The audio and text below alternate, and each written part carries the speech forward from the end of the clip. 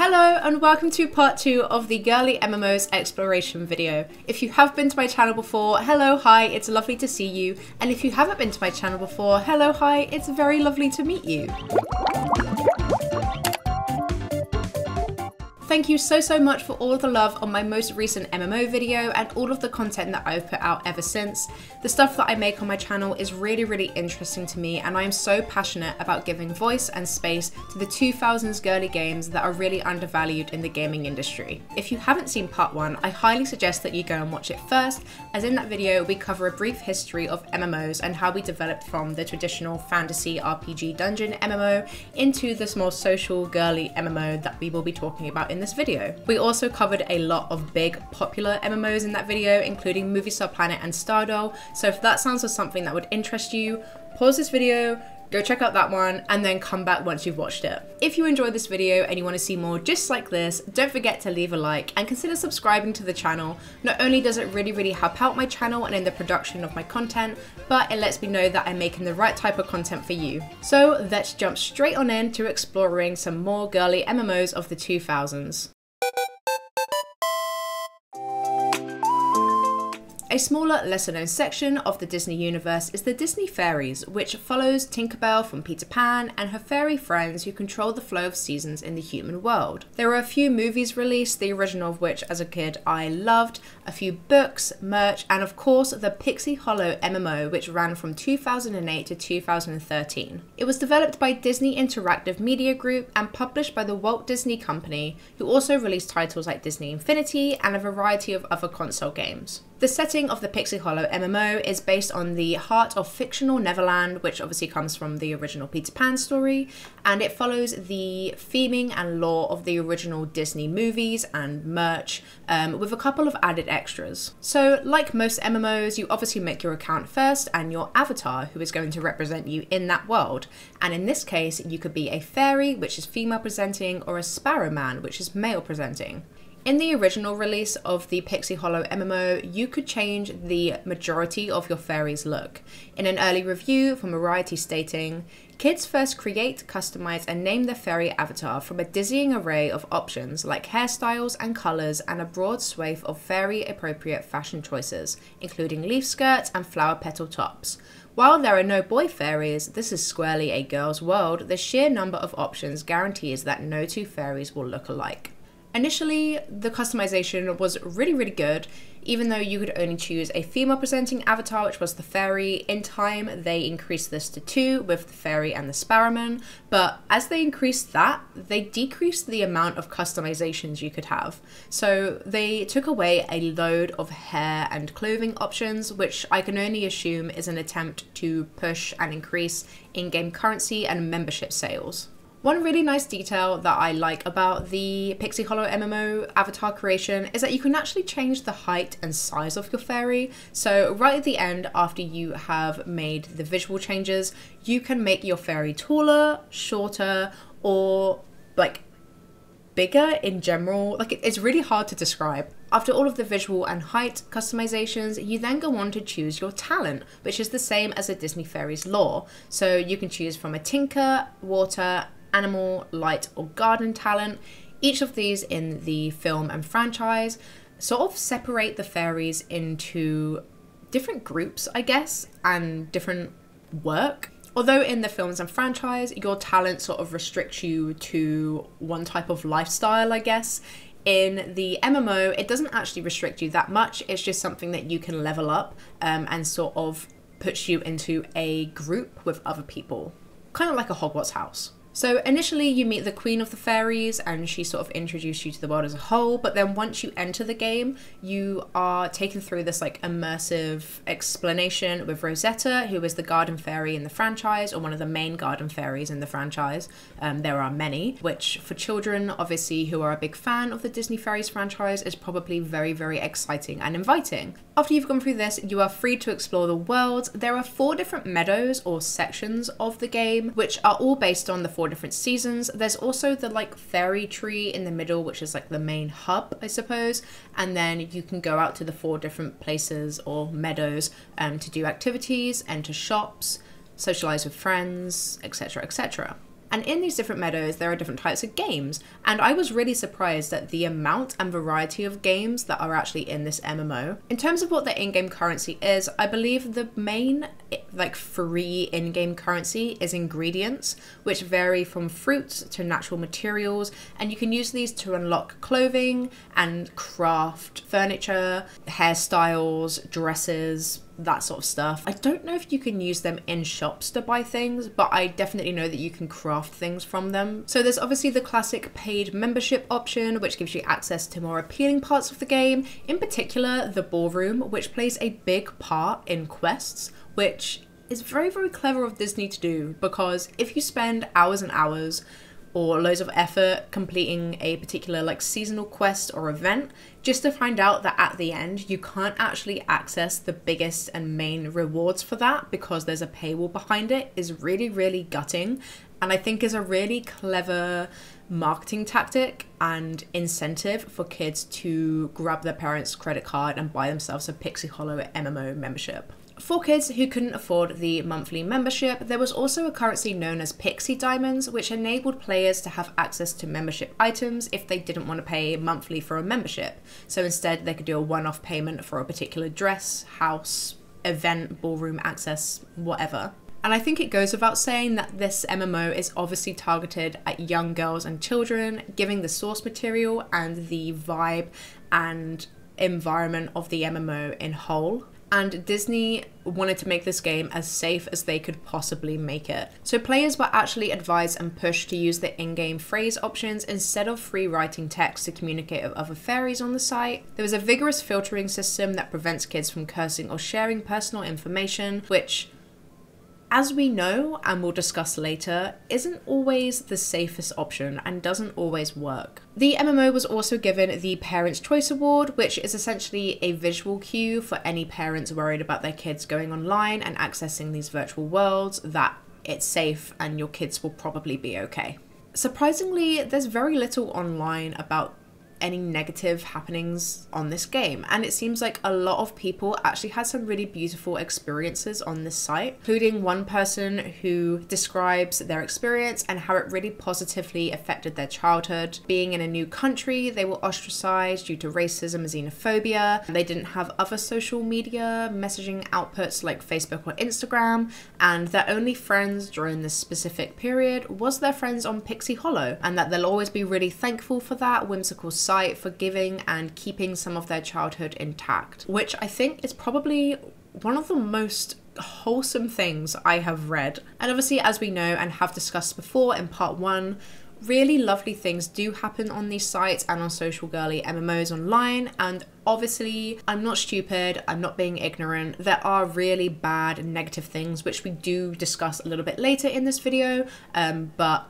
particularly on Pixie Hollow, it seems for the majority of players, and from what I can see online, it was a really, really positive environment, and people loved it so much that when Disney decided to end the MMO in 2013, devoted fans reacted really, really negatively and were genuinely heartbroken.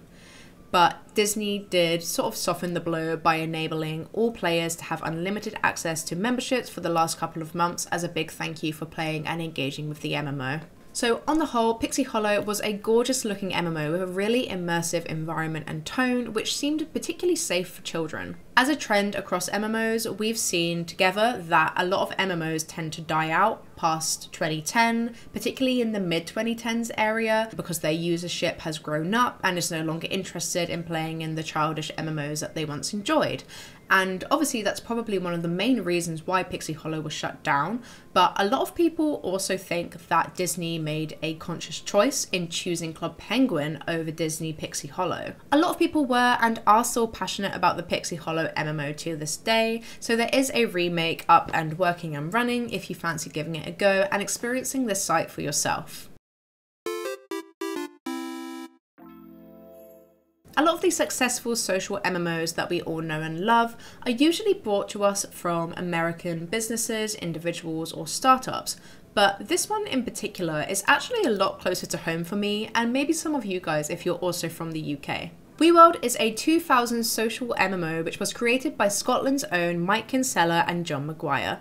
It was intended for teens and preteens to inspire social creativity, whatever that means. Generally, this is not a girly MMO. I still decided to include it in this video as the story of this MMO and its history is really interesting to me, and it was actually suggested by one of you guys, so I thought I would include it. Now, this site was huge, having millions of monthly users in its prime and an impressive record of partnerships with some of the biggest corporations and celebrities at the time. Weeworld is your classic social MMO. You sign up, make your account, customize your character, and you're good to go. The site mainly worked as a visual social messaging site, with in-site games a side part of the fun. You could also purchase new clothing and customization with in-game currency known as gold and green. There was also the generic membership option known as VIP, and as the site expanded, they enabled players to experience having personal pets called creatures, which would follow your avatar around the map, and I believe these were purchasable through in-game currency bought with real-world money. And it seems, strangely enough, that Weeworld was actually most popular for its avatars called Weemies. They're really interesting as they are really simply made with a wide variety of customization options, and people went wild creating their favourite fictional characters, celebrities, lookalikes, and they actually work really well aesthetically within the game. So it seems like a lot of people were using the avatar creation as a sort of creative process, whereas they intended the creativity side to come from the socialization, and the Weemie avatars alone led to a lot of partnerships for the Weeworld site. There was an app created by Weeworld which allowed people to make an avatar, and it was kind of marketed as a dress-up game on the App Store, but you could use it on other social media sites like Facebook, Twitter, and MSN as your profile picture. Other than social media corporation partnerships, Weeworld also had official celebrity Weemies, which allowed your favourite 2000 score celeb to not only endorse the site and sort of be an advertisement for Weeworld, but they also were allowed to sell limited edition clothing lines. Now, as great as things were going for Weeworld and the creativity that was going on with the Weemies, it does seem that Weeworld was not the safest place to be, especially for a site that openly targeted tweens and teenagers. So obviously some MMOs that we have looked at do encourage and invite people to create non-platonic relationships online. You're at an age where if you're like 14 and above and wanting to sort of explore this more mature feeling that you might have, and a lot of teenagers went online to do this. Obviously you can't stop people from exploring this, but in enabling it, it does open up the door for some really nasty predatory things to happen. Adrienne Jeffries quotes Sharon Duke Estroff in a The Verge article and perfectly puts it. It's like an online playground, but instead of being on swings and climbing on the jungle gym, they're pretending to date, said Sharon Duke Estroff, a writer and mother of 4. Look, it's sweet on a certain level, but on another level, it's problematic. And I personally do think it is problematic to encourage and allow dating to happen on sites like this. In enabling children to be exposed to and engage in mature activities and experiences like this, even though it's online, it does replicate real life a lot, especially in terms of what you are saying and in the actions that you are intending to make. But I think you can kind of gather where I'm coming from, and even though teenagers should be allowed to date and to explore their more mature feelings that they're having because they are growing up, enabling these to happen on sites where it's not being monitored is very problematic and can lead to some devastating outcomes. It does seem, however, that on Weeworld they did actually use a filtering system called crisp thinking, which worked as an account monitoring system. They would, however, black or whitelist particular phrases or words, which when other players used them, it would flag up and they would be able to track how often and how many times a specific account has used that phrase or wording. And as much as this system did work in the beginning, and it's great that they had this filtering system, it did also have a downside and perhaps didn't work as much as they wanted it to. The danger with word filtering is that you force users into using code that's more difficult to crack. The only game is not to play. If you overfilter, you push people off-piste, and now you're into languages you don't understand and cultural complexities for how people invent words. It becomes futile. And we now see this in social media, particularly on TikTok and Instagram, where discussion around particular topics can flag up the algorithm. So despite the negativity of some potentially negative interactions happening on Weeworld, it does seem that there is a whole load of people that forgot it existed and then found these Reddit sites and communities online where people did remember that they existed and they met old friends. This thread in particular is just full of old virtual pals finding each other again after years and years of no contact and thinking that they would never be able to find their online friends. The fact that people remembered full usernames and small details from people's Weeworld accounts, I think speaks to just how impactful this site was for forming connections, communities, and friendships for people in a positive light.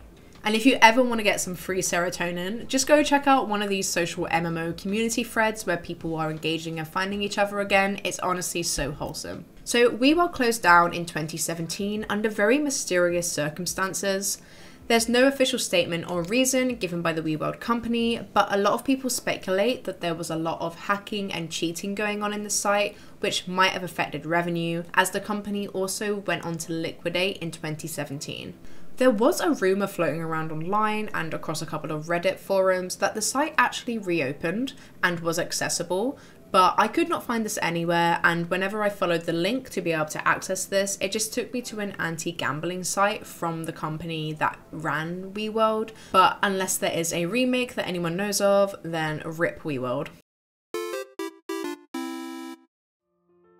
Oh, this MMO really took me through it and got me feeling some feelings. The Spark City World MMO was another of the classic online MMOs, which was specifically targeted at young girls who loved all things girly. So the MMO features all of the normal elements that you would expect from a girly's social MMO. There's a top-down viewpoint where you can move around the game map to interact and chat with other users. You can own an apartment that you can decorate, play games, and shop for fashion. But what wasn't normal for this MMO was the outrageous amount of paywalls and the ridiculous levels of drama that occurred on the Spark World City site. Please forgive me if I go a little hard on Spark City World. Whilst I was researching, there were a lot of things that made me physically sigh and exhale. I never played this as a kid, so I have no nostalgia or emotional attachment to this game. So if this was your favorite girly MMO and you loved this site, I am really, really sorry, and you may want to stop watching here. So Spark City World, which I'm going to shorten to Spark City, was the brainchild of a Canadian-based company, Fuel Industries, specifically their Fuel Entertainment division of the company. Their resume of case studies and works is actually really, really impressive. They did a lot of things and worked with brands like Fox, American Express, and Gap, to name a few, and they sort of produce gamified marketing things. Surprisingly, considering how popular Spark City seemed to be, there is very little on offer for the history and production of this site, including the year that the game was released. So it's commonly known that the Spark City MMO developed from allgirlarcade.com, which was a girls gaming site which featured a ton of flash games. And the Spark City MMO was developed because Fuel Industries felt a void still remained in the amount of quality female-centered game content online. And whilst the phrase at the time when the game was potentially put out kind of rings true in comparison to the amount of content that was being put out for male audiences and gender neutral audiences, I do feel that this phrase reflects less of an intention and goodwill, but more of a buzzwordy catch for stakeholders and backers. On the archived website, it states that it was released in 2008, which could be the time when the closed beta happened, as when they are discussing their intentions for the MMO, they are talking about it in a future tense, not a present tense. So when they're writing this and they produce this website, the MMO wasn't yet released to the public, so I imagine the beta was released in 2008 and then the actual game was open to the public late 2008 or early 2009. So the main intention and driving mechanic for the site was its socializing, which you would expect from a social MMO, right? As it's a social MMO aimed at girls who are going to be socializing. Well, Fuel Industries took this a step further and proclaimed that Spark City is a thriving world that is based around socialization activities and an in-game economy. The more girls participate, play games and interact, the more gems they earn. Collected gems allow girls to hit the mall and buy everything from new furniture for their apartments to gifts for their friends. We know that while young boys may be more interested in competing on leaderboards, young girls are more interested in socializing, meeting new friends, and keeping up to speed with the other girls. And what I'm really gathering from this is that the creators of Spark City World MMO, instead of encouraging girls to compete in a more healthy way through mini games or skill-based gaming elements, instead let's encourage them to compete visually with what they look like and what they own, because that's really healthy and will really encourage some positive interactions on the site. The fact that you had to pay to go on a date with an NPC male character, what are we teaching girls about relationships? Like, I know what you may be thinking.